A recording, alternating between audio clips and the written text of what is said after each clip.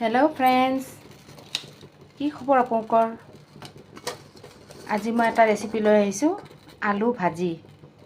এই দেখিছেনে সৰু সৰু আলুবিলাক?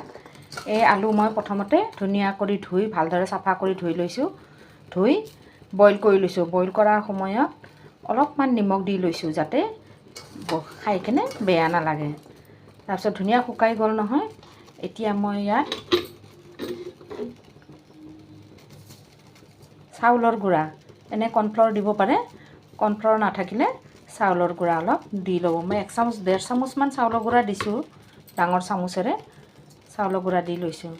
লগতে জলকীয়া, মানে সোৱাদৰ কাৰণে, যোনে জ্বালা খায় আৰু জ্বালা নোখোৱাই জ্বালা নিদিলেও হয়, এনেকৈ দি লৈছোঁ। আৰু লগতে অলপ সোৱাদ আহিবৰ কাৰণে জিৰা অলপমান 1/2 চামুচ এনেকৈ দি লৈছোঁ।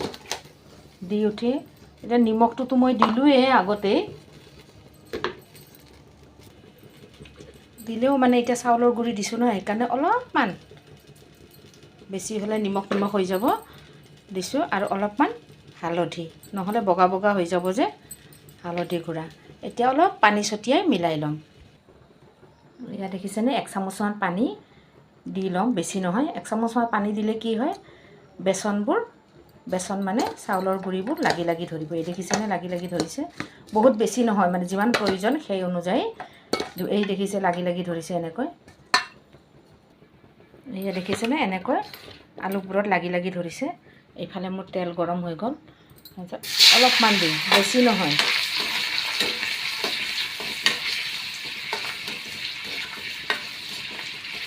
মানে চাউলৰ গুড়িখিনি ভাজা হোৱালৈ।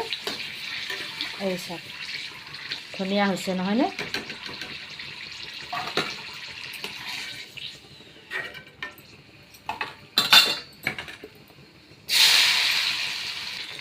মানে দিয়াৰ লগে লগে লাৰি দিব নালাগে। লাৰি দিলে কি হয়, লৰাই দিলে এই এনেকুৱা লাগি যায়।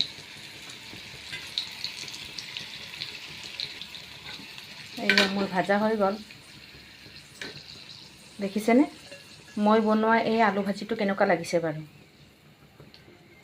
ভাল লাগিলে লাইক, কমেণ্ট, ছাবস্ক্ৰাইব কৰি দিব। লগতে শ্বেয়াৰ কৰিব নাপাহৰিব। নেক্সট আৰু এটা ভিডিঅ' লৈ আহিম। আজিলৈ আহিছোঁ, বাই বাই। মোৰ আলু ভাজিটো ভাল লাগিলে লাইক কৰি দিব।